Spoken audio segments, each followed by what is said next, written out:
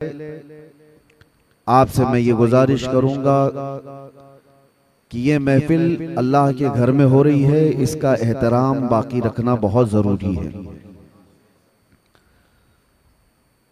دوسری بات یہ ہے کہ معمول کے مطابق یہ جلسہ ہر سال ہوا کرتا ہے، تقریباً انہی ایام میں ہوتا آیا ہے، اور اس جلسے کے انعقاد کرنے والے ساری اس کی محنت اور اس کو سجانے والے آپ کی اسی مسجد کے ہر دل عزیز امام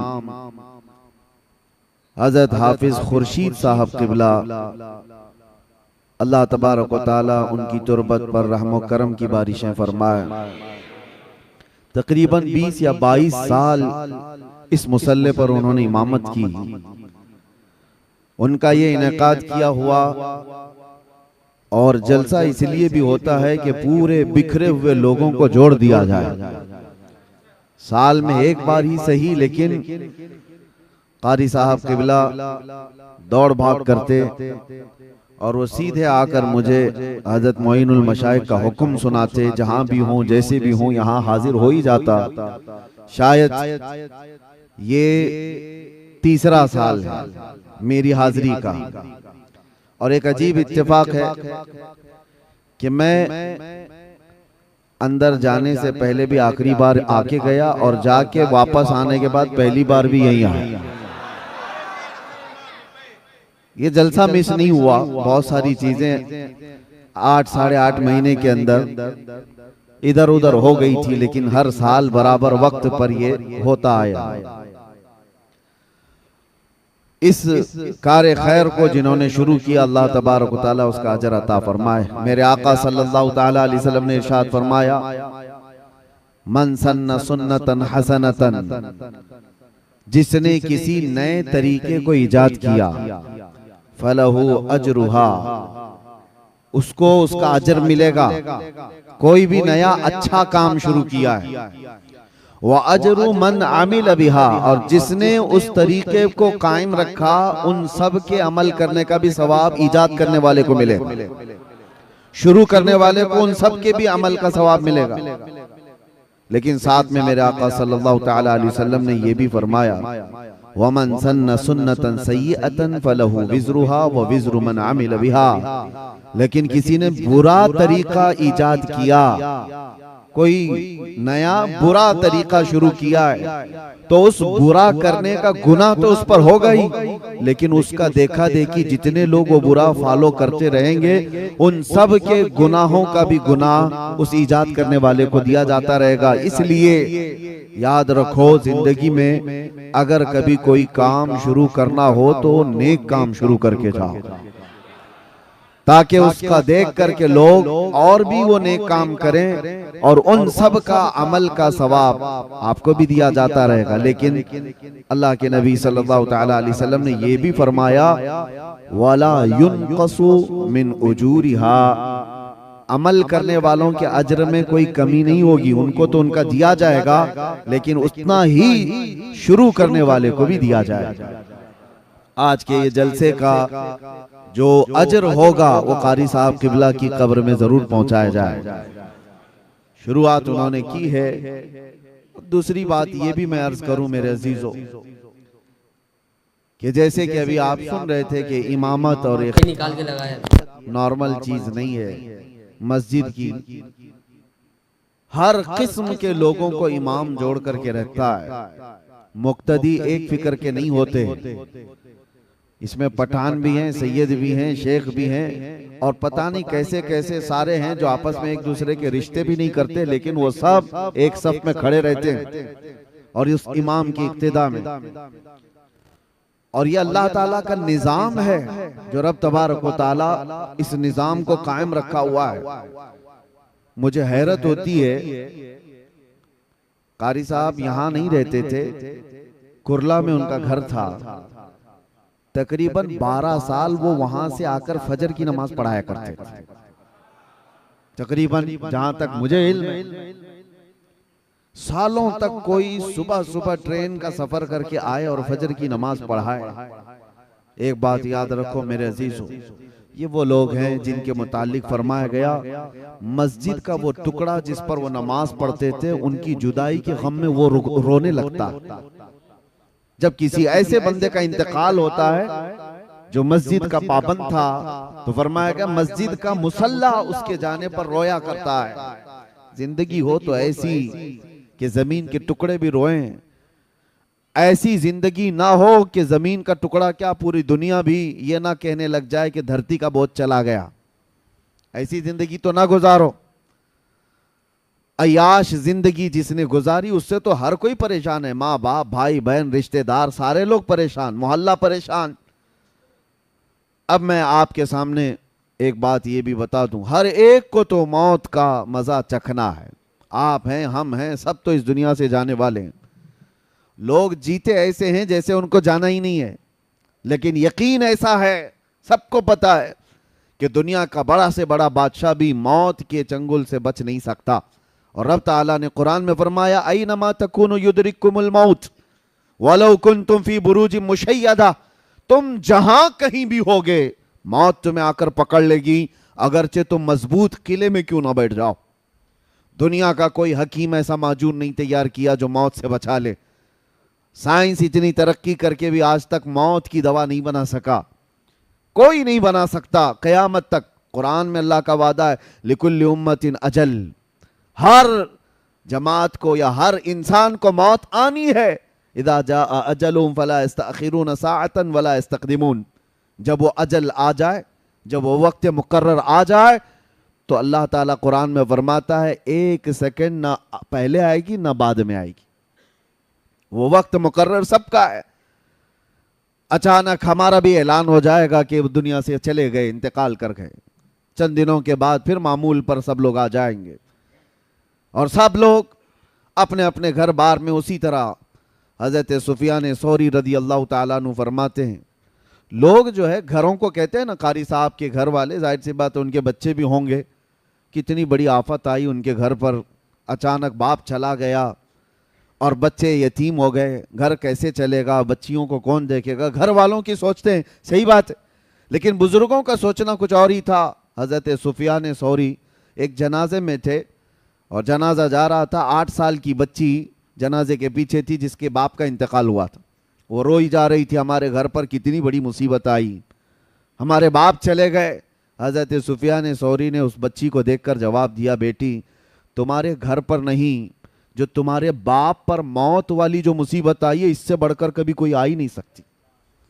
موت یہ ایسی آزمائش اور ایسی مصیبت کہ اس سے بڑی کچھ نہیں، تم لوگوں کا کیا گھر والوں کا، کل پھر کھڑے ہو جاؤ گے، 2 دن کھانا نہیں بنے گا، 3 دن نہیں بنے گا، پھر کھاؤ گے۔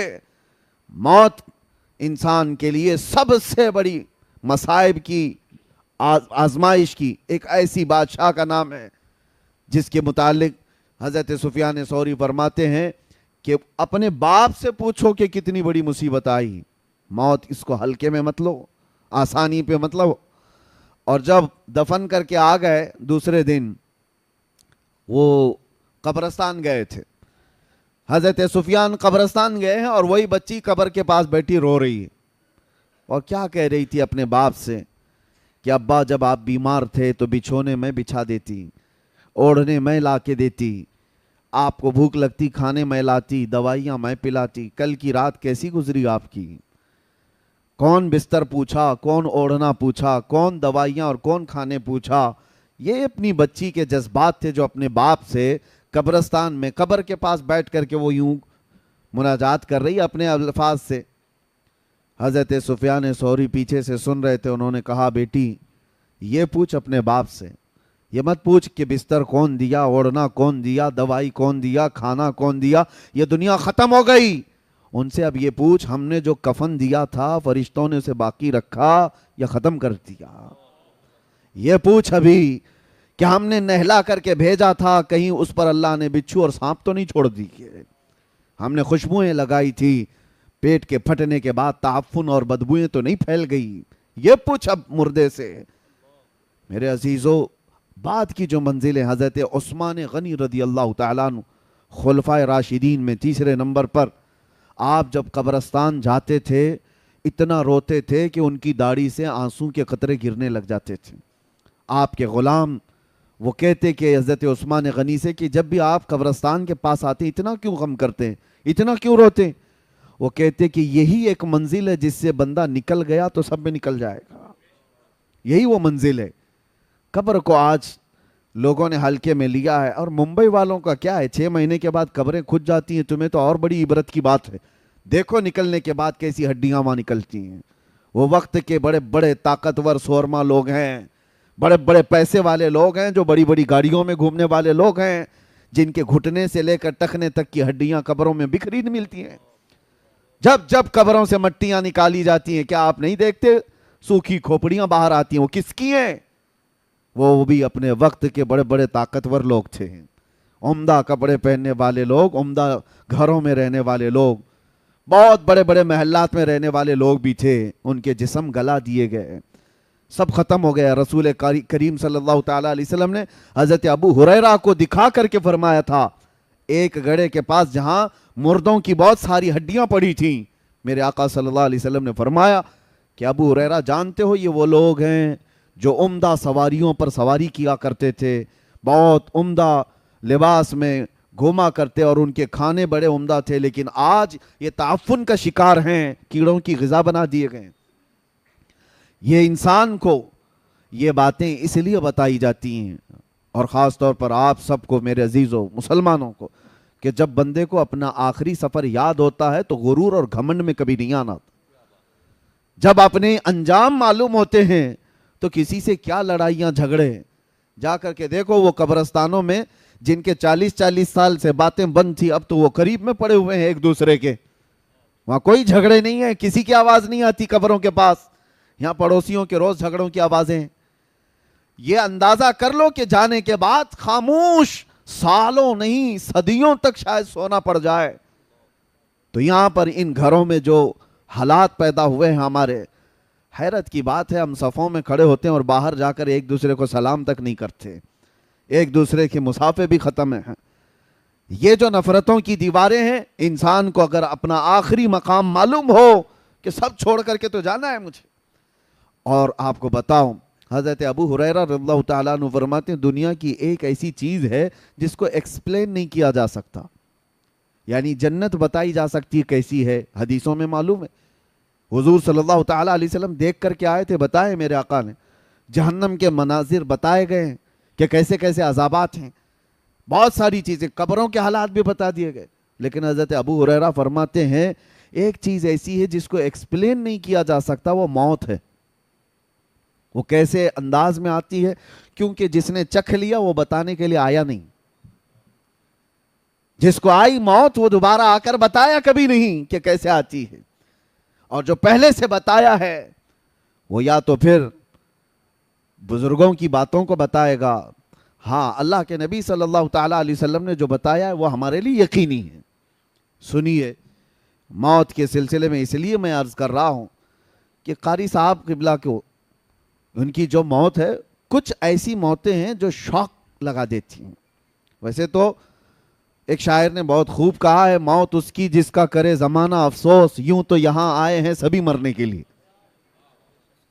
آئے تو سب ہیں مرنے کے لیے، لیکن کچھ موتیں ایسی ہیں جو ہلا دیتی ہیں، آدمی کو سوچ و بچار پر مجبور کر دیتی ہیں۔ جوان بندہ ہٹا کٹا، ایک دن پہلے اسی مسجد سے وہ میرے پاس آئے تھے، ایک دن پہلے کی بات کر رہا ہوں، وکرولی پارک سائٹ آئے، کافی دیر تک بیٹھے رہے، گفتگو ہوتی رہی، اور انہوں نے کہا کہ حضرت مجھے اس سال رمضان میں مدینہ شریف جانا ہے۔ تو میں نے کہا قاری صاحب کیا تراویح نہیں پڑھا ہوگے؟ نہیں، اس سال ایسا ہے کہ برسوں بعد میں چھٹی لے رہا ہوں مسجد سے، ہماری ٹرسٹ نے دوسرے تراویح کے لیے، یعنی حافظ کے لیے دوسرے کا وہ انتظام کرنے کے لیے میں نے کہہ دیا ہے، انہوں نے خود مجھے ٹرسٹ نے کہا ہے کہ آپ جانا چاہیں رمضان مدینے میں گزار لیجئے۔ میں کہا بہت اچھی بات ہے۔ ہم حافظ لوگوں کا ایک بڑا مسئلہ یہ، میں خود 25 سال سے تراویح سنا رہا ہوں، الحمدللہ، اللہ تعالیٰ سلامت رکھے اور قائم رکھے، اور پچھلے سال اس سے پہلے سال میں نے اندر بھی تراویح چھوڑی نہیں ہے، پوری تراویح پڑھائی ہے۔ حافظ جو ہے تراویح سے کمپرومائز نہیں کرتا ہے. اسی وجہ سے ہمیں رمضان میں وہاں جانے کا موقع نہیں ملتا, اور اگر کبھی ملتا ہے تو چھوٹی سی جماعت ہی صحیح, وہاں جا کر کے بھی رمضان میں تراویح پڑھانا حافظ کے لیے ضروری ہوتا ہے. وہ پورے سال کا اس کا ایسا نہیں ہے کہ وہ نذرانے کے لیے پڑھاتا ہے, بلکہ اس کی یادداشت اور اس کے حافظے کے برقرار رکھنے کے لیے بہت ضروری ہے. تو ان سے میں نے کہا, انہوں نے کہا کہ برسوں بعد مجھے موقع ملا ہے, میں جانا چاہتا ہوں. بہت اچھی بات ہے. پھر میرے ساتھ ہمارے وہ ادارے میں آئے, کچھ کام چل رہا تھا, کہا ہمارے پاس پی او پی والے ہیں, لڑکوں کو میں بھیج دیتا ہوں. اور یہ تمام باتیں ہوئی, نکل گئے, اور میں اجمیر شریف کے سفر پر میں پلین میں بیٹھا تھا. اسی وقت فون آیا کہ قاری صاحب کا انتقال ہو گیا. یقین نہیں ہوتا, یہ کچھ ایسی خبریں ہوتی ہیں. اس کے بعد پھر میرے عزیزو, یہ جو شاکنگ نیوز ہوتی ہے نا اس طرح کی ہلا دینے والی, تب بندے کو بہت زیادہ سنبھل جانا چاہیے. جو رات کا کھانا ہمارے ساتھ کھایا ہو اور ناشتے کے وقت وہ قبر میں سویا ہو, یہ ہے دنیا بدل جاتی ہے, پوری دنیا بدل گئی. ایک شام پہلے جو مغرب پڑھایا ہو اور دوسری شام مغرب میں وہ قبرستان میں سویا ہو, پوری دنیا تبدیل ہو جاتی ہے. آج ہم یہاں بیٹھے ہیں, ہم میں سے کسی کو نہیں پتا فجر ملنے والی ہے نہیں. یہ موت کا معاملہ اللہ تبارک و تعالیٰ نے اس طرح اسی لیے رکھا ہے کہ بندہ غرور و تکبر میں فرعون نہ بنے. آج پتہ ہے آپ کو, پورے یہودی اور جو نئی ایجادات کرتے ہیں ان کے پیچھے ان کا وقت ایک بہت بڑا, جو میری اسٹڈی کا میں آپ کو بتا رہا ہوں, ان کو کیا لینا دینا ہے پوری دنیا کو. یہ جو نیو ورلڈ آرڈر جو کرتے ہیں کہ پوری دنیا کو گلوبل ولیج بنانا ہے, ایک دنیا بنانا ہے. آپ کو پتہ ہے پورے گولڈ کو اپنے پاس رکھنا, اکنامک پوری طاقت کو اپنے پاس رکھنا, بینکنگ نظام کو اپنے پاس رکھنا, دنیا کی ساری حکومت کو اپنے پاس رکھنا, کیوں کر رہی ہے ایک چھوٹی جماعت؟ کیوں کرتی ہے ایک چھوٹی سی جماعت؟ آپ کو پتہ ہے سالوں پہلے نمرود کے زمانے میں ایسا ہوا تھا کہ یہی قوم نے پوری دنیا میں ایسی حکمرانی کی کہ نمرود کو یہ بات کسی نے بتائی کہ دنیا کی ہر طاقت تمہیں مل گئی ہے, کچھ بھی کر سکتے ہو تم. 1000 لوگوں سے وہ تنہا لڑ سکتا تھا نمرود, اور انسانوں پر تو ایسی حکومت تھی. لیکن اس سے مشورہ دینے والوں نے کہا ایک چیز تمہیں نہیں ملی ہے, وہ ہے موت و حیات پر کنٹرول. جب چاہے مرے کوئی, جب تک ہم چاہیں زندہ رہے, یہ چیز. تو اس نے کہا یہ کہاں ہے؟ کہا یہ خدا کے پاس. جیسے کہ نبیوں نے بتایا ہے, نبیوں پر ایمان نہیں تھا, لیکن اتنا تھا کہ اللہ ہے, خدا ہے, اور اس کے پاس یہ طاقت ہے. تو جانتے ہو آپ, اس نے ایک قلعہ بنایا, بہت بڑا برج, بہت اونچی عمارت بنائی, اور پورے انسانوں کو جمع کیا. تو بہت بڑی فوج, اس لیے کہ خدا سے لڑنا ہے, اور خدا سے لڑ کر کے اس کو گرا دیں گے, اور پھر موت کا کنٹرول اپنے ہاتھ میں لیں گے. آپ سوچو, یہ بہت پہلے ہو چکا, بہت پہلے تاریخ میں. اور اس نے عمارت بھی بنائی اتنی بلند کہ آسمان تک لگنے جائے. اس زمانے میں اتنی تو بلند نہیں ہو سکتی تھی, لیکن بنائے اپنے خیالات کے اعتبار سے. اور انسانوں کو ایک زبان, ایک کرنسی, سب کچھ ایک کر دیا کہ لڑنے کا وقت آئے تو سارے انسان مل کر کے خدا سے لڑیں گے, اور یہ پاور چھین لیں گے موت و حیات کا, اپنے حساب سے بانٹیں گے کون کتنے سال جینے والا ہے. ظالموں کو جب زیادہ طاقت ملتی ہے تو خدا بننے کا ایسا ہی غرور آتا ہے. اللہ تبارک و تعالیٰ سے لڑنے کا یہ فیصلہ کیا. یہ اسرائیلی روایات میں موجود ہے آج بھی, کہ اللہ نے فرشتوں میں سے ایک فرشتے سے کہا کہ آؤ دیکھو کہ ہمارے ایک بندے نے ہم سے لڑائی کا منصوبہ بنایا ہے. ایک فرشتے کو بھیجا, جاؤ دیکھ آؤ. جبرائیل, میکائیل, اسرائیل, اسرافیل علیہ السلام, بڑے فرشتوں کے نہیں, ایک فرشتے کو. وہ فرشتہ زمین پر آیا اور صرف پر ہلایا تھا تو اس کی پوری عمارت دھس گئی. جتنی فوج تھی وہ سب کے سب موت کا شکار ہو گئی.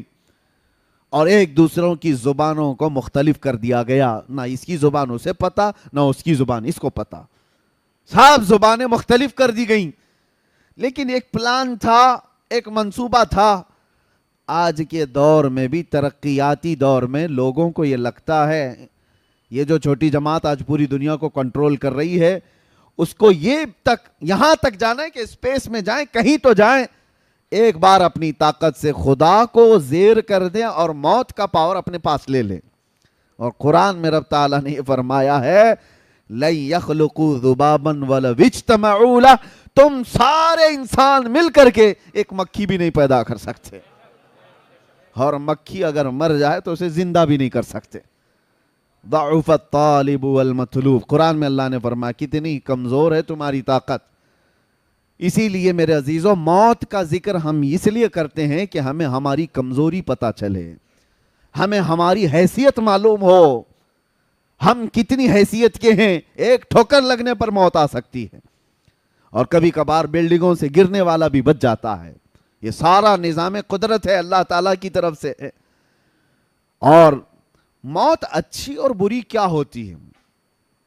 اچھی اور بری کیا ہے؟ مصلی پر امامت کرتے ہوئے موت آئی، بظاہر بہت اچھی موت ہے۔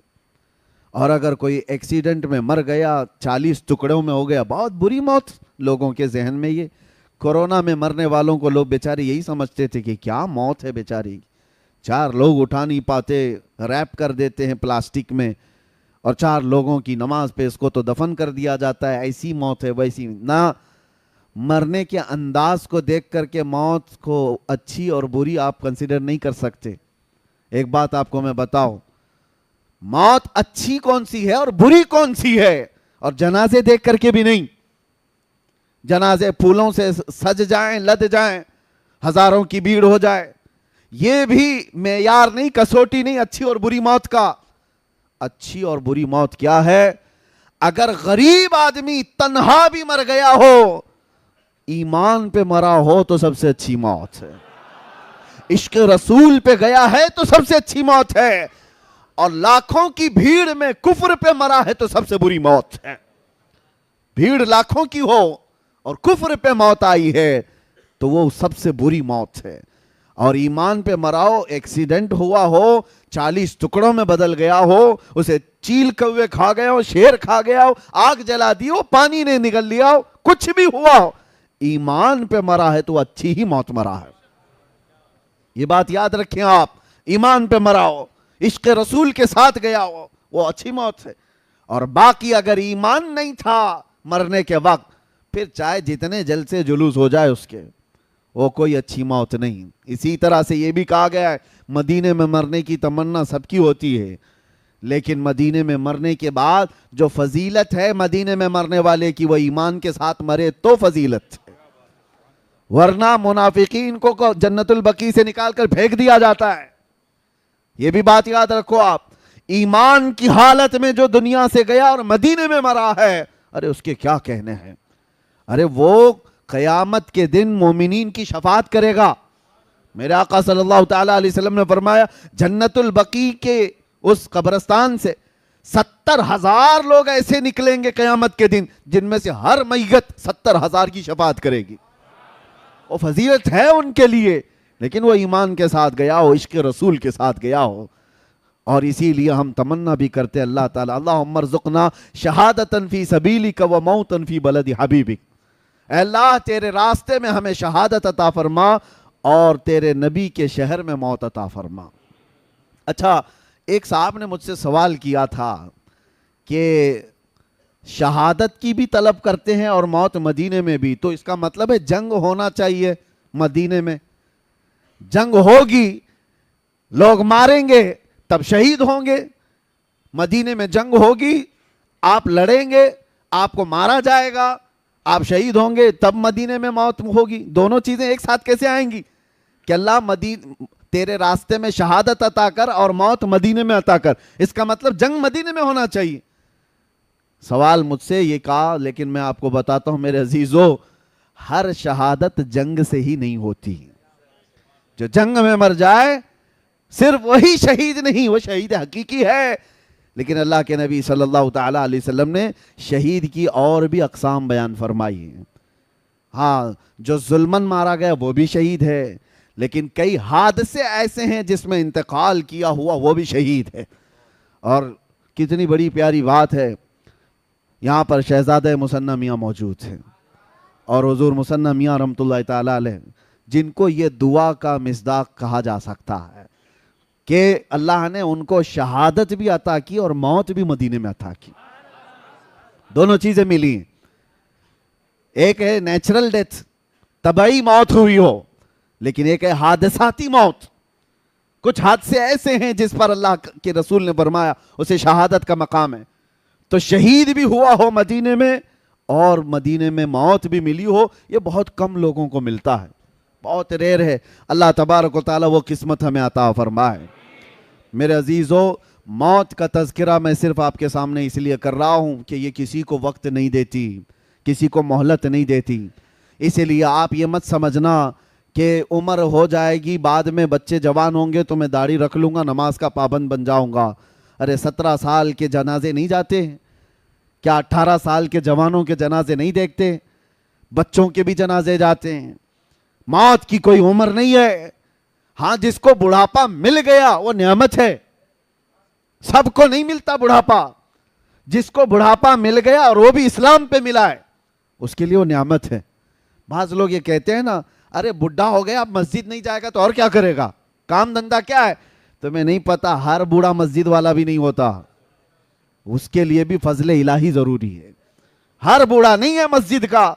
کتنے بوڑھے تو 80 سال کے ہو گئے ابھی روز بلیڈ مار رہے ہیں، ان کو ابھی جوان بننے کا شوق ہے روز. اور وہ بوڑھا جس کے بال سفید ہو گئے، حدیث پاک میں اللہ تعالیٰ فرماتا ہے، حدیث قدسی اللہ فرماتا ہے ایسے بوڑھے کو عذاب دینے میں مجھے حیا آتی ہے جس کا بڑھاپا اسلام پہ ہوا ہو. لیکن یہ بڑھاپا سب کو نہیں ملتا کہ ہر کوئی بوڑھا ہو کے مرے گا. کتنے تو جوانی میں چلے گئے. قاری خورشید صاحب امامت کر رہے تھے، مشکل سے شاید ان کی 50 کے آس پاس کی عمر ہوگی، 48 سال کی عمر. جبکہ نظام یہ بتایا گیا 40 سال کے بعد جوانی شروع ہوتی پہلے. اور قرآن پاک میں جو اللہ تبارک و تعالیٰ نے فرمایا وَلَمَّا بَلَغَ أَشُدَّهُ، یعنی یہ جو شدت والی جوانی اس کو 40 سال کا گیا. آپ تمامی حضرات سے میں ایک بات یہ کہوں گا کہ موت کی کوئی عمر نہیں ہے، تو پھر کس بات کے انتظار میں ہو کہ کب کریں گے، کل کریں گے، پرسوں کریں گے. جو بات تمہیں بعد میں اچانک آنے والی ہے اس کے لیے پہلے سے تیار ہونا چاہیے. اپنے آپ کو اتنی اچھی حالت میں رکھو کہ کسی دن ملک الموت آئے تو ہاتھ پیر مار کر کے مہلت مانگنے والی نوبت نہ آئے کہ تھوڑا ٹائم مل جائے میں تسبیح پڑھ لوں، تھوڑا ٹائم مل جائے لوگوں کا کھایا ہوا واپس کر دوں، تھوڑا ٹائم مل جائے قضا نمازیں پوری کر لوں. ایسی حالت میں نہ آ جاؤ. اسی لیے ایک آپ کو میں بتا دوں، حدیث کا مفہوم ہے حاسبوا قبل ان تحاسبوا، اپنا حساب کمپلیٹ رکھو اس سے پہلے کہ تمہارا حساب پوچھا جائے. حساب اپنا کمپلیٹ رکھ لو اس سے پہلے کہ تمہارا حساب پوچھا جائے. اور موت سب کی ایک طرح کی بھی نہیں ہے. ایک بزرگ نے بڑی پیاری حکایت لکھی ہے کہ ایک بادشاہ سفر پر جا رہا تھا، شاہانہ کروفر ہے اور بہت سارے تفریح کے لیے نکلے ہوئی پوری جماعت ہے. اچانک راستے میں ایک فقیر آیا اور بادشاہ سے کہا بادشاہ سلامت، آپ سے مجھے کچھ بات کرنی ہے. بادشاہ نے کہا یہ میرے آرام کا وقت ہے، تفریح کا ہے، ابھی میں تو پکنک پہ جا رہا ہوں، کیا چاہیے تجھے بول.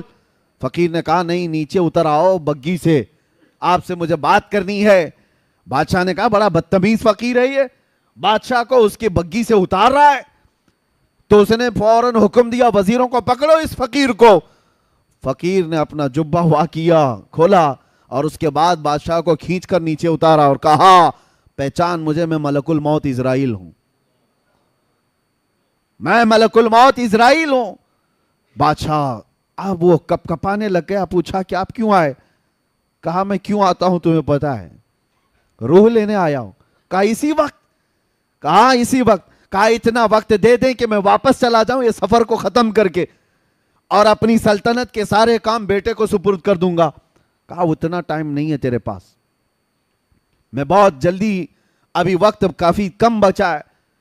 تو اس نے کہا اتنی مہلت دے دیجئے کہ بیوی سے بات کر لوں. کہا وہ بھی نہیں ہے. اس کو تھوڑی سی بھی مہلت نہیں دی گئی، اسی وقت اس کو گرا دیا گیا اور اس کی روح قبض کر لی گئی. جو شاہانہ کر و فر کے ساتھ جا رہا تھا، اس کو راستے میں اچانک ملک الموت نے روح نکال لی. تصویر کا ایک دوسرا رخ بھی ہے سیم. ایک عالم ربانی ہے پرہیزگار، وہ اپنے گھر سے جھولا لے کر سامان لینے کے لیے باہر جلدی جلدی جا رہے ہیں. عصر کا وقت ہو چکا ہے اور سامان خریدنے کے لیے جا رہے ہیں. راستے میں یہی فقیر آیا. کہا کہ حضور رک جائیے، تھوڑا کچھ بات کرنی ہے آپ سے مجھے. وہ عالم دین رک گئے اور کہا کیا بات ہے، جلدی جلدی بات کیجئے، مجھے گھر سے سودا لینے کے لیے، سامان لینے کے لیے جانا ہے اور گھر میں واپس پہنچا کر مسجد میں اذان ہو چکی ہے، جماعت سے نماز پڑھنی ہے، جلدی آپ بتائیے کیا بات ہے. فقیر نے کہا آپ نے نہیں پہچانا، میں ملک الموت اسرائیل ہوں.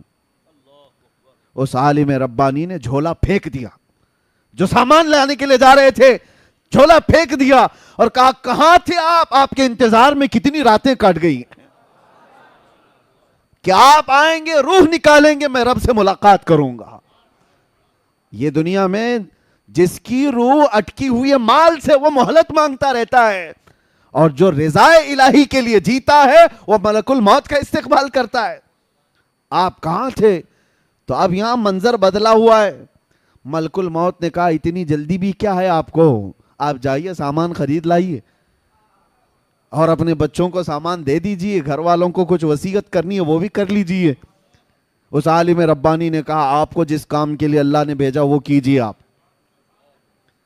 میرے بچوں کا مالک اللہ ہے، وہ مسبب الاسباب ہے، جس نے مجھے کھلایا وہ میرے بچوں کو بھی کھلائے گا، میرا یقین ہے، آپ اپنا کام کیجئے. ملک الموت وہاں مہلت نہیں دینا چاہتے اور ادھر کہہ رہے ہیں کہ اور کچھ ہے تو آپ کر لیجئے کام. پھر اس عالم ربانی سے کہا کہ اور کوئی آپ کی خواہش ہے؟ اس عالم ربانی نے کہا اگر آپ اتنا وقت لے کر کے آئے ہیں پہلے سے، اتنی مہلت لے کر کے آئے ہیں پہلے سے، تو خواہش اتنی ہے، گھر نہیں جاؤں گا، اللہ کے گھر جاؤں گا، جس وقت نماز پڑھ رہا ہوں سجدے کے عالم میں جاؤں، آپ روح نکال لیجیے. کیسی خواہش تھی. اور اس عالم ربانی کے ساتھ ان کی خواہش کا خیال کیا گیا. وہ مسجد میں نماز کے لیے گئے اور سجدہ ریز ہوئے، ان کی روح قبض کر لی گئی. یہ سب کے ساتھ نہیں ہے کہ ہر کوئی چاہے تو اس کے ساتھ ہو جائے. ان لوگوں کے ساتھ ہے جو اللہ کی رضا کے لیے جیتے تھے، دنیا میں اس کی رضا کے لیے جیتے تھے، تو موت بھی اللہ تعالیٰ ان کی پسند کے حساب سے لیتا ہے. یہی تو بات ہے میرے عزیزو. موسیٰ علیہ السلام کی موت کے سلسلے میں جو حدیث ملتی ہے وہ یوں ہی نہیں ہے. یہاں پر ایک عقیدہ بھی بتا کر کے جاؤں، تمہارا اور ہمارا جو دنیا سے جانے کا منظر ہے وہ الگ ہے، نبیوں کا مقام الگ ہے. نبیوں کی روح قبض کرنے سے پہلے ملک الموت اجازت لیتے تھے. تمہارے گھر میں اجازت نہیں لی جائے گی، ہاں انبیاء سے اجازت لی جاتی، لیکن وہ موسیٰ علیہ السلام کی روح قبض کرنے کا منظر تو بہت الگ ہی ہے.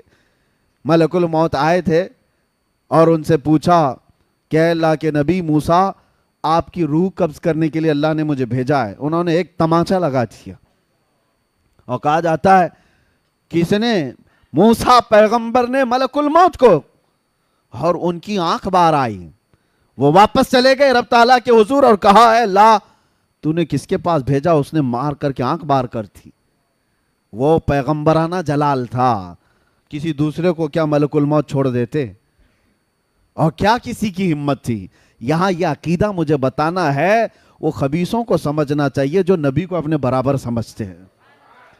کبھی آپ جو برابر کہتے ہیں بڑے بھائی کے طرح، ہماری طرح بشر تھے، تم بھی ملک الموت کو تھوڑا انگلی اٹھا کے دکھاؤ، پتا چلے گا تم کو کہاں پہنچا دیا جائے گا. وہ نبی کی شان ہے، اللہ اپنے محبوبوں کو یہ طاقت دیا ہوا ہے. اللہ تعالیٰ نے نہیں فرمایا کہ نظام میں خلل ہو گیا، نہیں، رب تعالیٰ نے فرمایا اے اسرائیل جاؤ دوبارہ اور ایک گھنے بالوں والا بکرا لے کر جاؤ اور ان سے کہو کہ اس بکرے کے جسم پر ہاتھ رکھیں، ان کے ہاتھ کے نیچے جتنے بال آئیں گے اتنی عمر ان کی بڑھا دی جائے گی، اتنی زندگی ان کو دی جائے گی. دوبارہ اسرائیل آئے اور موسیٰ علیہ السلام کے پاس بکرا پیش کیا، کہا آپ اس پہ ہاتھ رکھیے، آپ کے ہاتھ کے نیچے جتنے بال آئیں گے اتنی عمر آپ کی بڑھا دی جائے گی۔ دوسرا کوئی ہو تو کہتا ہے نا کہ 1 سال بڑھ گیا تو چلے ٹھیک ہے، 10 سال بڑھ جائیں گے ٹھیک ہے۔ موسیٰ علیہ السلام نے کہا ہٹ جاؤ، میں رب سے بات کرتا ہوں۔ اللہ کریم سے آپ نے کلام کیا اور کہا اے اللہ جب اتنے سال بھی گزر جائیں تب کیا ہوگا؟ رب نے فرمایا موت آئے گی، اس لیے کہ میرا وعدہ ہے کل نفس ذائقۃ الموت، ہر جان والی چیز کو موت کا مزہ چکھنا ہے۔ موسیٰ علیہ السلام کو اللہ نے کیا فرمایا؟ موت تو آئے گی، جتنے سال بھی ہوں گزر جائیں موت آئے گی۔ تب موسیٰ علیہ السلام نے کہا جب موت آنا ہی ہے تو اب کیا تب کیا؟ پھر اسرائیل سے کہا کہ مجھے بیت المقدس کے قریب کر دو، زمین کو لپیٹ دیا گیا، آپ کو دم زدن میں بیت المقدس کے قریب کر دیا گیا۔ وہاں پر ایک قبر کھودی جا رہی تھی، اس میں حضرت موسیٰ علیہ السلام لیٹے اور کہا اسرائیل سے کہ اب میری روح قبض کر لو۔ یہ شان ہے نبیوں کی کہ ہر ایک کی موت اس طرح سے نہیں آتی ہے، کچھ موتیں وہ ہیں، اسی لیے موت میں بھی درجات ہیں، موت میں درجات ہیں۔ ایک حضرت عمر فاروق رضی اللہ تعالیٰ عنہ سے مروی یہ بات ہے، آپ سے پوچھا گیا موت کے آنے کے انداز الگ الگ ہیں؟ آپ نے کہا ہاں۔ کہا کیسے؟ کہا مومن کی روح اور کافر کی روح نکالنے میں فرق ہے، ایک کافر کی اور ایک بدبخت کی گنہگار کی روح ایسے نکالی جاتی ہے جیسے کانٹوں کی جھاڑی پر ریشم کا کپڑا ڈال کر کھینچو، ریشم کا کپڑا، سلک کا کپڑا ڈال کر کانٹوں کی جھاڑی پر جب کپڑا کھینچیں گے تو اس کے تار کس طرح نکلتے چلے جائیں گے، روح نکلنے کے وقت اس کو ایسا لگے گا ناخن ناخن سے اس کی روح نکالی جا رہی ہوگی، شدت کا درد ہوگا۔ اور پھر آپ سے پوچھا گیا مومن کی روح کیسے نکالی جاتی ہے؟ کہا ایسے جیسے میدے کے گندھے ہوئے آٹے میں بال پھنساؤ تو نکال لیا جاتا ہے، ایک بال گندھے ہوئے آٹے میں پھنسا ہو تو اس کو نکالنے میں کیا محسوس ہو، نہ بال کو پتہ چلے نہ آٹے کو پتہ چلے۔ تو آپ کے ہاتھ میں ہے کس طرح دنیا سے جانا چاہتے ہو۔ قرآن میں اللہ نے فرمایا ہے یا ایتھا النفس المطمئنہ ارجعی الی ربک راضیۃ مرضیہ فادخلی فی عبادی وادخلی جنتی۔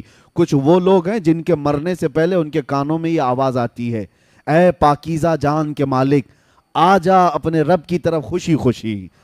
اللہ فرماتا ہے میرے بندوں میں شامل ہو جا، میری جنت میں داخل ہو جا۔ اور حدیث پاک میں ہے کچھ گنہگار ایسے ہیں جن کے مرنے سے پہلے کانوں میں آواز آتی ہے یا ایتھا النفس الخبیثہ، اے برے جان کے مالک اخرجی من الجسد الخبیث، گندے جسم سے نکل جا۔ اللہ کا یہ حکم ہوتا ہے گندے جسم سے نکل جا اور میرے بندوں سے دور ہو جا، جہنم میں داخل ہو جا۔ اور وہ اس آواز سے ہی تڑپ جاتا ہے، چہرہ بدل جاتا ہے، موت کے وقت جو ڈر طاری ہو جاتا ہے۔ عزیزان گرامی وقار، موت کے وقت جو حالات آتے ہیں، قرآن کہتا ہے کہ اگر تم دیکھ لو نا فرشتوں کو کہ فرشتے کیسے مارتے ہیں اور یضربون وجوہہم وادبارہم، ان کے پیچھے ان کی پیشانیوں پر مارتے ہیں روح نکالنے کے لیے، بہت شدت کا درد۔ اور کہا گیا سکرات کا وقت ایسا کہ مکھی بھی اگر اس کے جسم پر بیٹھے تو پہاڑ کی طرح لگتا ہے، اس کے لیے پانی کا ایک قطرہ ایک ندی کے برابر لگتا ہے۔ یہ موت کے انداز ہیں۔ میں گفتگو سمیٹتے ہوئے اب آپ کو بتاؤں میرے عزیزو، یہی بات امام اعظم ابو حنیفہ سے پوچھی گئی۔ اب یہ ہمارے ایمان کی بات کر رہا ہوں، توجہ، کیسے مرنا چاہتے ہو سن لو۔ امام اعظم ابو حنیفہ سے کسی نے سوال کیا کہ سنا ہے بدبخت اور گنہگار کی موت بڑے دردناک انداز سے آتی ہے اور ایک عاشق رسول کی موت بڑی خوشحالی کے ساتھ آتی ہے، وہ خوشی خوشی دنیا سے جاتا ہے، ایسا کیوں ہوتا ہے جبکہ روح نکالنے والا ایک ہی ہے، فرشتہ ایک ہی ہے، درد کیسے ہوتا ہے، روح ایک ہی ہے؟ آپ نے کیا کہا جانتے ہو؟ امام اعظم نے کہا جا سورہ یوسف پڑھ لے تجھے سمجھ میں آ جائے گا۔ سورہ یوسف قرآن پاک کی سورہ 13ویں پارے میں حضرت امام اعظم ابو حنیفہ نے کہا جا یہ پڑھ لے۔ وہ پڑھ کر کے آیا، اس میں موت کا کہیں ذکر ہی نہیں ہے، کہ کیسے کافر کی موت آتی ہے، کیسے مومن، ارے اس میں تو یوسف و زلیخا کے واقعات ہیں۔ وہ آ کر کے کہا اس میں مجھے کہیں کچھ ملا نہیں۔ کہا پھر سے پڑھ کر کے آ، پھر پڑھ کر کے آیا، کچھ نہیں ملا۔ मौत के निकलने का या रूह के निकलने का कोई मंजर उस पे नहीं है। इमाम आजम ने पूछा फिर क्या पढ़ा तूने? कहा उसमें तो अल्लाह ताला ने यूसुफ अलैहिस्सलाम के बचपन से लेकर के उनके वजारत उज़्मा तक के वाक़यात भी बयान फरमाए। कहा उसमें जुलेखा का वाक़या तो पढ़ा है? कहा क्या है वाक़या? उसने कहा जुलेखा यूसुफ अलैहिस्सलाम के हुस्न पर फिदा हो गई थी, देख करके फिदा हो गई। शहर की औरतों ने उनको ताना देना शुरू किया जुलेखा को कि एक जवान लड़के पर तू फिदा हो गई, इसलिए कि उन औरतों ने यूसुफ को देखा नहीं था, ताने मार रही थी। तो जुलेखा ने क्या किया, एक दावत की उन सारे रईस औरतों की और घर में बुलाया और सब के हाथों में एक लीमू दिया और एक हाथ में चाकू दिया और कहा जब मैं कहूंगी तब ये लीमू काटना। बड़ी बड़ी रईस औरतें बैठी थी। इसी आलम में यूसुफ अलैहिस्सलाम को जुलेखा उस हाल में बुलाती हैं। यूसुफ अलैहिस्सलाम का हुस्न ऐसा था, जमाल ऐसा था कि जो देखता था वो पलकें झपकाना भूल जाता था। जैसे ही यूसुफ अलैहिस्सलाम दाखिल हुए, इधर से जुलेखा ने आवाज दी कि अपने अपने हाथों में मौजूद लीमू काट दो। औरतें यूसुफ अलैहिस्सलाम को देखने में ऐसी मां हो गई, मगन हो गई कि उनके हाथों से लीमू गिर गया, 4 उंगलियां कट गई। कुरान पाक में यह वाकया मौजूद है। क़त्तअना अयदियहुन्ना, अल्लाह फरमाता है उन्होंने अपने हाथों की उंगलियां ही काट ली। अरे औरत जात है, थोड़ा सा खरोच आ जाए तो वावेला करती है, 4 उंगलियां कट जाए पता नहीं चला। हाँ, एक कैफियत इंसान पर आती है जब वो महवियत की कैफियत है, यानी किसी में गुम हो जाता है तो कटने का दर्द नहीं होता, पता नहीं चलता। तो उसने शख्स ने इमाम आजम से ये कहा यह वाकया तो मैंने कुरान में पढ़ा है, लेकिन इसका मौत से क्या लेना देना? इमाम आजम ने कहा इसी से तो लेना देना है। बात तर हकीकत ये है, एक मोमिन साले, एक आशिक रसूल जब दुनिया से जा रहा होता है, रूह निकालने का दर्द बहुत होता है, बहुत तकलीफ तो होती है, लेकिन मलकुल मौत इधर से आते हैं, ताजदार मदीना उधर से आते हैं। इधर से ये रूह निकाल रहे होते हैं, उधर वो जमाले मुस्तफा देख रहा होता है, वो हसीन चेहरा देख रहा होता है। अरे औरतों को यूसुफ का हुस्न देखते देखते उंगलियां कटने का दर्द नहीं हुआ, मोमिन सालेह को जमाले मुस्तफा देखकर रूह निकलने का भी एहसास नहीं होगा, पता ही नहीं चलेगा कि रूह कब निकली। इसी को तो आला हजरत ने फरमाया था, हुस्न यूसुफ पे कटी मिस्र में अंगुश्त ज़ना। हाँ मेरे अजीजों, ये आला हजरत का कमाल तो देखो, 5 चीजें इस शेर में फरमाया आपने।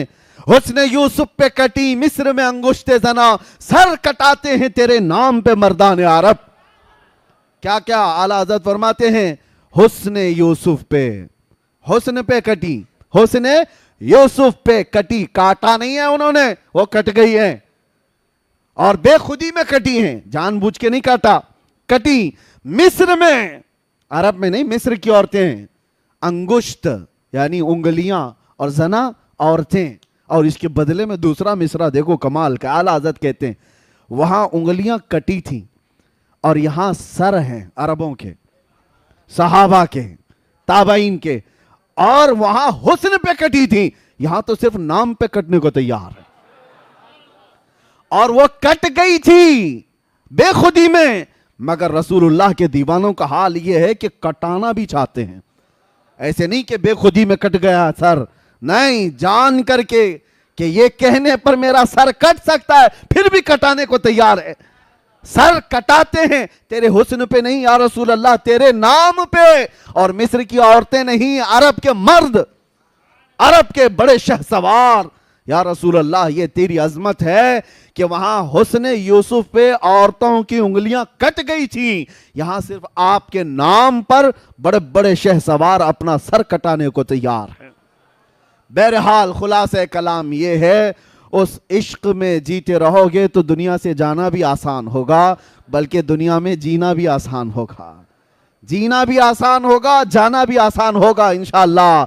लेकिन उस नबी पाक सल्लल्लाहु ताला अलैहि वसल्लम से रूगर्दानी करोगे तो आला हजरत का एक शेर ये भी है, नहीं और कोई मफर मकर बखुदा खुदा का यही है दर, नहीं और कोई मफर मकर। ये अरबी के लफ्ज हैं, आपको समझाता हूं। कसम खुदा की, आला हजरत कहते हैं कसम खुदा की, अल्लाह का कोई दर है तो रसूलुल्लाह का घर है। اللہ کا کوئی در ہے تو رسول اللہ کا گھر ہے، یہی ہے بخدا خدا کا یہی ہے در۔ اب جو آگے ہے نا، نہیں اور کوئی مفر مکر، مفر کہتے ہیں بھاگنے کی جگہ، مکر کہتے ہیں ٹھہرنے کی جگہ۔ حضور کو چھوڑے تو نہ بھاگنے کی جگہ ہے نہ ٹھہرنے کی جگہ ہے۔ ہاں ہم نے ان درندوں کو بھی دیکھا ہے جو حضور پر بھونکتے تھے، آج دیکھو کہاں ہے، منہ چھپا کر کے پوری زندگی جینا پڑتا ہے۔ جو بھی گستاخیاں کرتا ہے اس کے بعد اس کو روپوشی میں زندگی گزارنی پڑتی ہے، وجہ اس کو بھی پتا ہے۔ ہم یہاں سے دھمکی نہیں دے رہے، لیکن یہ قدرتی طور پر ہے، وہ یہاں نہیں پوری دنیا میں کرتا خود ہے فیم کے لیے، اور پھر بعد میں پوری زندگی ڈر ڈر کے جیتا ہے۔ وہ چار لوگوں کے سامنے بھی جینا مشکل رہتا ہے گستاخی کرنے والوں کا، تو کیسی زندگی ہے۔ اور الحمدللہ جو محبت مصطفیٰ کی بات کرتے ہیں، ہم ہزاروں میں تنہا بھی گھوم سکتے ہیں، تنہا جا سکتے ہیں۔ گستاخی کرنے کے بعد بھاگنے کی بھی جگہ نہیں، ٹھہرنے کی بھی جگہ نہیں۔ ہاں آپ کو پتا ہے آج سے 4 سال پہلے وہ پاکھنڈی جو بھوکتا تھا، اس کے گوفے میں ایک 8 سال کا بچہ آ گیا تھا۔ نیوز آپ نے بھی سنا ہوگا، مسلمان بچہ تھا اور غلطی سے پانی لینے کے لیے چلا گیا تھا۔ نیوز والوں نے بھی بہت چلایا، لیکن اس کو اتنا بڑا کر دیا گیا، ارے مسلمان بچہ آ گیا 8 سال کا، پتہ نہیں کیا کرنے آیا تھا کیا نہیں کرنے آیا تھا، سارے اس کے اطراف۔ ارے بات در حقیقت اس بچے کی نہیں ہے، تم نے جو گستاخی کی ہے اس کے بعد 8 سال کا بچہ بھی تمہارے لیے ملک الموت لگتا ہے۔ حالانکہ بچوں سے کیا ہو سکتا تھا، اس کو تو موت کا فرشتہ سمجھنے لگ گیا۔ یہ ڈر ہے، یہ خوف ہے حضور کو چھوڑنے کے بعد یا حضور پر بھونکنے کے بعد۔ اور وہ جو رافضی کتا تھا لکھنؤ کا، جس نے نام بھی بدلا تھا دین بھی بدلا تھا، ہاں دوسرے دھرم میں جا کر کے لوگوں کو پروموٹ کر رہا تھا کہ میں نے دھرم بھی بدل لیا نام بھی بدل لیا، کہاں ہے ڈھونڈ کے نکالو، آج کہیں ہے؟ 6 مہینے چاٹو گیری کرتے رہے، اس کے بعد وہاں سے بھی کک مار کے بھگا دیا گیا۔ دھوبی کا کتا، نہ گھر کا نہ گھاٹ کا۔ اعلیٰ حضرت فرماتے یا رسول اللہ، جو تیرے در سے یار پھرتے ہیں در بدر یوں ہی خار پھرتے ہیں۔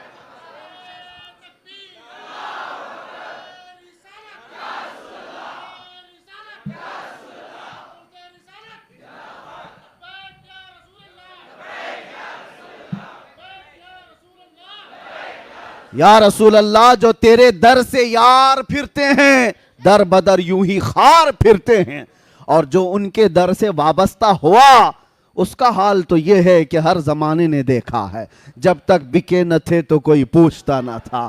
یا رسول اللہ، تم نے خرید کر ہمیں انمول کر دیا۔ ارے بلال وہ حبشہ کے رہنے والے، کالا رنگ تھا، اور کالے رنگ والوں کو لوگ غلام سمجھ کر کھینچتے تھے اور اپنی غلامی کرواتے بھی تھے، لیکن در مصطفیٰ سے وابستگی کے بعد بلال کا حال یہ ہے کہ ان کو اذان دینے کے لیے کعبے کے چھت پہ چڑھایا گیا، اور یہ بتایا گیا محبت مصطفیٰ میں جس نے زخم کھایا ہے کعبہ بھی اس کے قدموں کے نیچے آیا ہے، یہ بتایا گیا ہے دنیا کو۔ اور جو وابستہ ہوا ہے خاک کے ذروں کو میرے آقا نے ہمدوش سریا کر دیا، خود نہ تھے جو راہ پر اوروں کے ہادی بن گئے۔ یا رسول اللہ، کیا نظر تھی آپ کی، مردوں کو مسیحا کر دیا، مردوں کو مسیحا کر دیا۔ یہ بات آپ سمجھ کر کے چلو، اس دار فانی میں جینا ہے تو میرے آقا سے وفا کر کے جیو، وفادار بن کر کے جیو، اور جینا بھی آسان ہوگا، جانا بھی آسان ہوگا۔ اور جب جانے کا وقت ہوگا تو میرے عزیزو وہ تمام تکالیف اور مصائب نہیں ہوں گے جو ہر میت کو پیش آتے ہیں۔ عاشق رسول کے متعلق کہا گیا ہے، اعلیٰ حضرت نے لکھا ہے کہ عرش پر دھومیں مچیں وہ مومن صالح ملا، فرش پہ ماتم اٹھا وہ طیب و طاہر گیا۔ اس کا حال یہ ہوتا ہے، ملائکہ عرش کے اس کے آنے کی خوشیوں میں دھوم مچانے لگتے ہیں، محبت مصطفیٰ میں فنا رہنے والا وہ عاشق رسول آ رہا ہے۔ اور ادھر کیا ہوتا ہے، پوری روئے زمین اس کے جانے کے غم میں ماتم کنا ہے، سب کے دل محسوس کر رہ جاتے ہیں۔ زندگی گزارو تو ایسی زندگی گزارو کہ جس کے جانے کا غم پوری دنیا کو ہو اور ملائکہ کو اس کا استقبال ہو۔ اور اسی لیے ہم کہتے ہیں کہ ملائکہ کو اس کا استقبال ہو، یہ کب ہوگا؟ تم کیا چیز دیکھنے کے لیے دنیا میں جی رہے ہو؟ ہر آدمی اپنے اپنے کچھ نہ کچھ ایکسپیکٹیشن رکھتا ہے. 40 سال کا ہو گیا ہوں, اتنا کمایا ہوں, یہ چاہیے. عام نوجوانوں کی زندگی تو یہ ہے کہ آج ایک کسی حسین لڑکی کو اپنے دامے فریب میں پھنسا لینا, یہ سمجھتا ہے زندگی کا بہت بڑا تیر مار لیا میں نے, کون سا بڑا کام کر لیا. ہاں, لڑکیوں کو چیٹنگ کے ذریعے, ڈیٹنگ کے ذریعے, فلاں کے ذریعے, اس کے ذریعے, اس کے ذریعے پھنسا لینا, یہ بہت بڑا کام ہے. تو رم کھاؤ. ارے تم کیا جانتے ہو شہ سوار کون تھے اور ہمارے جرنیل اور لیڈر کون تھے؟ کاش آج کا جوان پڑھ لیتا خالد بن ولید کون ہے, جانتا تو یہ سب جو لکھے پکے ہیں یہ سب ختم ہو جاتے. یہ کاجو بادام کی باڈیاں. خالد بن ولید 125 جنگیں لڑی اپنی زندگی میں, 125 جنگیں, اور ایک جنگ میں بھی اللہ نے ان کو شکست نہیں دی. اور جانتے ہو, اسی لیے میں ان کا ذکر کر رہا ہوں, خالد بن ولید جب لڑنے کے لیے جاتے تھے تو ان کے ہاتھ میں جو تلوار تھی وہ 35 کلو کی ہوتی تھی. 35 کلو کی تلوار, اور کہا جاتا ہے کہ تقریباً 30 سے 40 کلو کا وہ ڈھال جس سے تیر بچاتے تھے, اٹھا کے دکھاؤ. اور اس حال میں وہ جنگ کرتے تھے. اور خود خالد بن ولید کہتے ہیں ایک جنگ ایسی ہے, جنگ موتا, جس میں 9 تلواریں میرے ہاتھ سے ٹوٹی ہیں. 9 تلواریں ٹوٹی, پھر بھی پیچھے نہیں ہٹے. اور کون سی طاقت تھی, کون سی قوت تھی خالد بن ولید کے پاس؟ جانتے ہو کیا کھاتے تھے وہ, کس چیز سے بے خوف جیتے تھے؟ بات در حقیقت یہ, ایک جنگ میں یہ لوگوں نے منظر دیکھ بھی لیا. خالد بن ولید اچانک لڑتے لڑتے نرغے میں پھنس گئے, اور ایک کافر ان کے سر پر تلوار اٹھا چکا تھا, اور آپ کا امامہ گر گیا تھا. خالد بن ولید نے اپنی گردن نہیں بچائی, امامہ بچانے کے لیے آگے گئے. ارے وہ دشمن گردن پر تلوار اٹھایا ہے اور گرا ہوا امامہ اٹھانے چلے گئے. ان کا یقین کیسا تھا, گردن اس وقت تک نہیں کٹے گی جب تک مولا نہیں چاہے گا. امامہ اٹھا لیا, اپنا امامہ لے لیا. وہ سامنے دشمن جو کھڑا تھا وہ حیرت میں ہے. کہا ایک چھوٹا سپاہی بھی ایسی غلطی نہیں کرتا, تم تو سپہ سالار ہو خالد بن ولید, کہ تم ایسے وقت میں جب تلوار تمہاری گردن پر ہو اور تم اپنا کھویا ہوا امامہ اٹھانے جا رہے ہو, یہ پگڑی اٹھانے جا رہے ہو. خالد بن ولید نے جواب دیا تھا, بات در حقیقت یہ ہے میں اپنی طاقت کے بل بوتے نہیں لڑتا, یہ میرے بازوؤں کی طاقت نہیں ہے جو مجھے جرنیل بنائی ہوئی ہے. حقیقی بات یہ ہے اس امامے میں میرے رسول اللہ کے 3 موئے مبارکہ ہیں.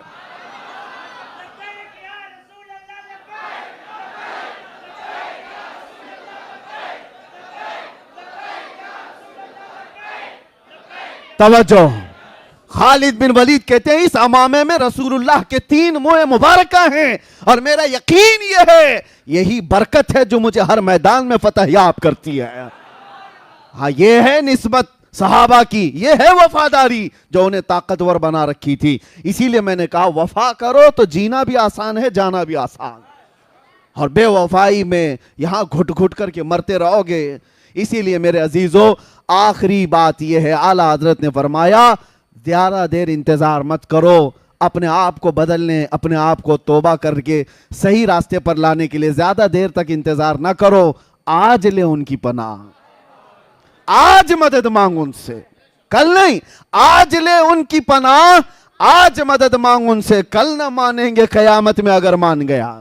وہاں تو سب مانیں گے بڑے بڑے لوگ دیکھ کر کے, آج ہی مان لو میرے آقا کو. اب میں آپ سے ایک سوال پوچھتا ہوں, مجھے دل پہ ہاتھ رکھ کر کے بتاؤ, کائنات میں سب سے حسین چہرہ میرے آقا کا تھا یا نہیں؟ سب سے اعلیٰ اخلاق میرے نبی کے تھے یا نہیں؟ نبی کونین صلی اللہ تعالیٰ علیہ وسلم کی زندگی سب سے اعلیٰ تھی یا نہیں؟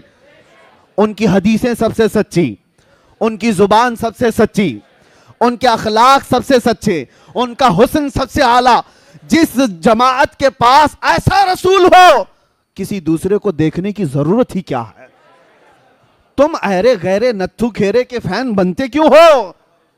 حیرت ہوتی ہے جب کبھی کوئی کہتا ہے کہ میں فلاں کا فین ہوں, اس کا فین ہوں. جھوٹے ہو آپ, تمامی حضرات جھوٹوں کے فین بنتے ہو, جبکہ تمہیں اللہ تعالیٰ نے بھیجا ہے یہاں پر تمہارے نبی کے لیے. اس کے اس کے نہیں بننا, اپنے نبی کے وفادار. ہمیں اس کائنات میں جینے کے لیے اللہ تعالیٰ نے بھیجا ہے. زندگی یہ نہیں کسی کے لیے, زندگی ہے نبی کی, زندگی ہے نبی کی. اور ना समझ मरते हैं जिंदगी के लिए, जीना मरना है सब कुछ। हाँ, इतनी बात याद रखो, जब ऐसी जिंदगी गुजारोगे ना, तलब क्या होनी चाहिए? क्या तुम्हारे स्क्रीन पर नंगी तस्वीरें देखकर रात गुजारने की? क्या तुम बेहयाइयों में अपने तन्हाइयां गुजारने की तलब रखोगे? छोड़ दो इन तमाम चीजों को, अल्लाह देख रहा है तुम्हारी तन्हाइयों को भी, और अनकरीब मौत आने वाली है, अनकरीब आने वाली है। तुम पर्दे के हिलने से जब खौफ कर जाते हो कि कोई देख लेगा, अरे वो अल्लाह खबीर व अलीम व बसीर, हर शय को देख रहा। ये चीजें देखने की तलब में मत जियो, सिर्फ जीना है तो ये तलब रख करके जियो जो आला हजरत के शहजादे मुफ्ती आजम ने कहा था, कुछ ऐसा कर दे मेरे किरदगार आंखों में, हमेशा नक्श रहे रूए यार आंखों में। उन्हें ना देखा तो किस काम की हैं ये आंखें, कि देखने की है सारी बहार आंखों में। हुजूर को देखने की तलब लेकर के जियो, और फिर वो वक्त आ भी जाएगा जब बार बार तुम दरवाजा खटखटाते हो तो दरवाजा खुल ही जाता है। बार बार किसी का दरवाजा खटखटाए तो खुल ही जाता है। और मेरा रसूल बड़ा गैरतमंद है, आता है फकीरों पे उन्हें प्यार कुछ ऐसा, खुद भीख दें और खुद कहें मंगते का भलाओ। रोज तलब तो रखो बारगाह मुस्तफा में, कुछ ऐसा कर दो, और फिर ये तलब रखो और इतना कह दो मेरे आका की बारगाह में। यकीन है ना हुजूर सुनते हैं? यकीन है हुजूर सुनते हैं? तो फिर ये क्यों नहीं कहते या रसूल अल्लाह, सुना है आप हर आशिक के घर तशरीफ लाते हैं, सुना है आप हर आशिक के घर। अरे मेरे घर में भी हो जाए चिरागा, मेरे दिल में भी हो जाए चिरागा। जब ये तलब लेकर जियोगे एक दिन दरवाजा खुलेगा, एक दिन रहमत का दरवाजा खुलेगा, और न जाने वो हमारा घर खुशबुओं से महक जाएगा। और फिर इस हाल में तुम्हारी मौत आए और हमारी मौत आए तो किस शान से आती है पता है? किस शान से? हमने पूछा था बुजुर्गों से कि जब हमारे जनाजे जाते हैं तो इनको सफेद कपड़े अतर लगाकर खुशबुओं में मुलव्विस और उसके बाद मलबूस, और उसके अच्छे कपड़ों में मलबूस, सुरमा भी लगाए, फूलों से सजाए। अरे ये तो दूल्हे के साथ होता है, मुर्दे के साथ क्यों?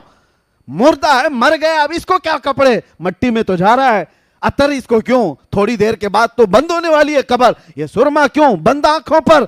और ये फूलों से सजा हुआ जनाजा क्यों जा रहा है, जैसे शादी में जा रहा है? बुजुर्गों ने कहा बेटा वो आज जियारत मुस्तफा के लिए जा रहा है। आज जो हमारा जनाजा जा रहा है, किसी सुन्नी की बात कर रहा हूं, उसकी बात नहीं कर रहा जो मर गया मरदूद न फातिहा न दुरूद, उसे क्या देखना है? सुन्नी की बात कर रहा हूं। वो जनाजा जाता है तो बड़ी शान से जाता है, इसलिए हमारे बुजुर्गों ने ये रिवाज रखा था, लोग देख करके हश हश करें, आज की रात ये मेरे मुस्तफा की जियारत के लिए जा रहा है। हाँ यही है शबे गौर भी उसी गुल से मुलाकात की रात।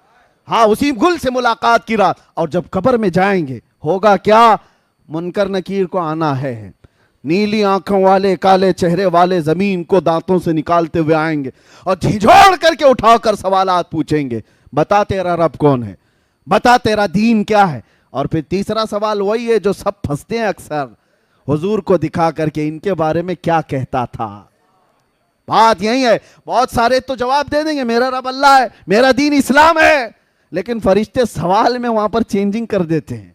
आपको पता है फरिश्ते पहले दो सवाल में पूछते हैं तेरा रब कौन है, तो क्या जवाब होगा? मेरा रब। सवाल पर तवज्जो रखो, लफ्ज पर, कौन है। वो ये नहीं पूछ रहे कौन था, ये पूछते हैं कौन है। और दूसरा सवाल भी फरिश्ते कहते हैं तेरा दीन क्या है। फरिश्ते ये नहीं पूछते तेरा दीन क्या था, क्या पूछते हैं? तेरा दीन क्या है। वो कहता है इस्लाम। लेकिन तीसरे सवाल में फरिश्ते चेंज कर जाते हैं, मा कुन्त तक़ूलु फी हक़्क़ि हाज़ा रजुल। हुजूर को दिखाकर कहते हैं ये कौन है, नहीं पूछते हैं इनके बारे में क्या कहता था। हाँ ये अब भी क्या कह रहा, वो नहीं, पहले क्या था, अपोजिशन में था कि इधर था। उनको दिखा करके हुजूर को फरिश्ते कहते हैं मा कुन्त तक़ूल, क्या कहता था हुजूर के बारे में। हाँ तो वो फिर हुजूर को जो कहता था उसे कहना पड़ेगा। हाँ वो खबीस क्या कहेगा जो पीठ पीछे का इल्म नहीं कहता था, जो वो क्या कहेगा जो अपने बड़े भाई की तरह कहता था, हुजूर को कमतर समझता था मुआज़ अल्लाह, वो क्या कहेगा? वो हा हा हा हा ला अदरी, نہیں معلوم کیا کہوں گا. وہ تو سنی کی قسمت ہے جو کہے گا سارے اچھوں میں اچھا سمجھیے جسے, ہے اس اچھے سے اچھا ہمارا نبی. سارے اونچوں سے اونچا سمجھیے جسے, ہے اس اونچے سے اونچا. ارے جس کے طلبوں کا دھون ہے آب حیا, ہے وہ جانے مسیحا. ہم تو نبی کو کیا کہتے تھے, قبر میں جھوم کر کہیں گے سرور کہوں کہ مالک و مولا کہوں تجھے, باغ خلیل کا گل صیبہ کہوں تجھے. اللہ رے تیرے جسم منور کی تابشیں, اے جانے جام میں جانے تجلی کہوں تجھے. تیرے تو وصف عیب تناہی سے ہیں بری, حیران ہوں میرے شاہ میں کیا کیا کہوں تجھے.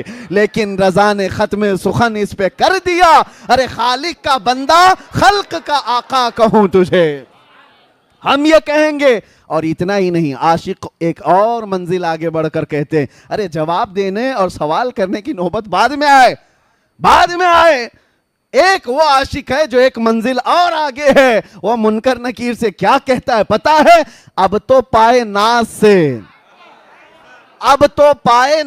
اے فرشتوں کیوں اٹھوں, ارے مر کے پہنچا ہوں یہاں اس دل ربا کے واسطے. اس دل ربا کے واسطے مجھے آنے کے لیے, انہیں دیکھنے کے لیے مرنا پڑا ہے. تم سوال جواب پہ لگے ہو, ان کے لیے تو مرا ہوں. اسی لیے بس اب گفتگو ختم کرتے ہیں. ہماری کل کائنات, ہمارا کل سرمایہ, ہماری زندگی, ہمارا متاع حیات, سب کچھ جان مصطفیٰ ہے, جان کائنات ہے. وہ پروردگار کے محبوب ہیں جس کے لیے اللہ تعالیٰ نے ہمیں اس جیتی جاگتی دنیا میں بھیجا ہے. تو صرف اور صرف امانت یہ ہے, سچائی یہ ہے, ہم یہ کہیں بارگاہ مصطفیٰ میں یا رسول اللہ ایرے غیرے نتھو کھیرے کے لیے اب زبان نہیں کھلے گی. جیوں گا تو دوسروں کے لیے نہیں جیوں گا, جو کچھ بھی کروں گا آپ کی مرضی کے مطابق. دہن میں زبان, بدن میں ہے جان, ہم آئے یہاں اٹھے بھی وہاں, زمین و زمان, مکین و مکان, چنین و چنا, اور بنے دو جہاں. لبیک یا رسول اللہ, لبیک یا رسول اللہ.